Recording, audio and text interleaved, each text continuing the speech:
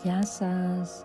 Σήμερα θα φτιάξουμε μαζί φυσικά άλατα μπάνιου, ένα απλό αλλά πολύτιμο τελετουργικό χαλάρωσης για να φέρουμε λίγη ηρεμία και φροντίδα μέσα στην καθημερινότητά μας.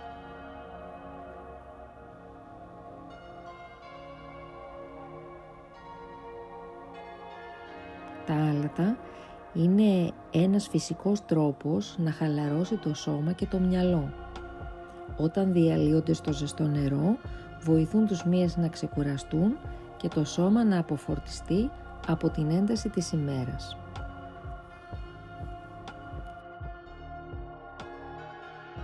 Θα πάρουμε ένα καθαρό μπολάκι και θα βάλουμε μέσα μία κούπα αλάτι. Ό,τι αλάτι έχετε. Εδώ εγώ χρησιμοποίησα αλάτι Ιμαλαίων. Το αλάτι συμβάλλει στην καλύτερη κυκλοφορία, βοηθά στην απομάκρυνση των μικρών κυττάρων και αφήνει την επιδερμίδα πιο καθαρή και λία. Ένα ζεστό μπάνιο με άλατα μπορεί πραγματικά να λειτουργήσει σαν ένα μικρό σπα στο σπίτι. Συνέχεια θα προσθέσω 3 κουταλιές της σούπας λεβάντα.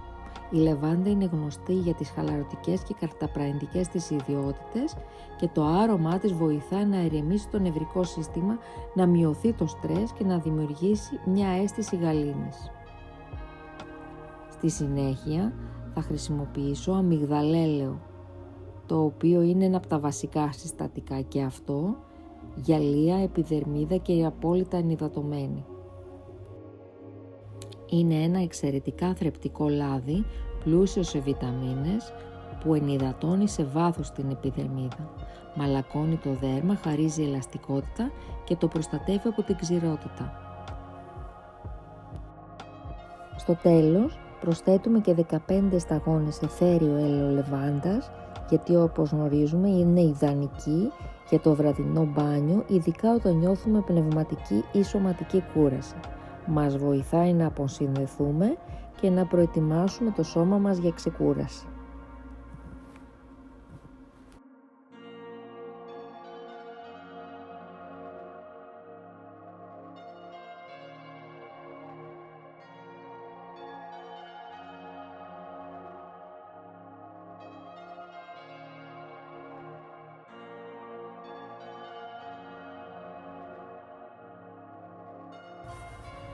Αυτός ο συνδυασμός αλατιού, λεβάντας και αμυγδαλέλαιου μετατρέπει ένα απλό μπάνιο σε μια στιγμή αυτοφροντίδας. Δεν χρειάζεται πολυτέλεια, χρειάζονται μόνο λίγα λεπτά ζεστό νερό και η πρόθεση να φροντίσουμε τον εαυτό μας.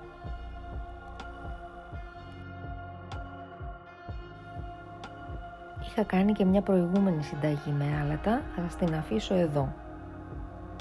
Όπως επίσης θα σας αφήσω για μια πιο ολοκληρωμένη εμπειρία στο μπάνιο σας και ένα προηγούμενο βίντεο που είχα κάνει για σπιτικές bath bombs.